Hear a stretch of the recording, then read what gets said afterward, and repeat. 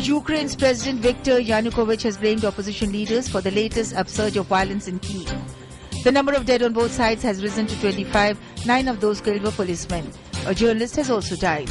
After failed overnight talks with the opposition, Mr. Yanukovych urged its leaders to distance themselves from radical forces, saying it was not too late to stop the conflict. Riot police are continuing to storm the main anti-government protest camp. The activists blamed the authorities for the worst violence in months of unrest. Hundreds of people have been treated in hospital for injuries, and there are fears the number of deaths could rise still further. Defiant Thai protesters surrounded the temporary office of Prime Minister Yingluck Shinawatra, intensifying their campaign against her after police crackdown left 5 people dead and 70 others injured.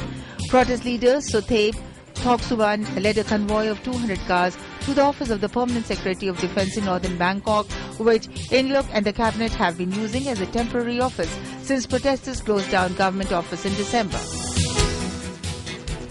Twin bomb blasts rocked a southern suburb of the Lebanese capital Beirut today, killing at least 3 people and injuring dozens. The attacks appeared to target the Iranian Cultural Center. The blast had occurred beyond a security checkpoint at the center, close to the building. Ambitious nuclear talks between Iran and 6 world powers ended a second day in Vienna, with Tehran's foreign minister saying a deal was totally achievable. The parties aim to translate into a lasting accord a landmark interim deal struck in November, under which Iran agreed to freeze certain activities for 6 months.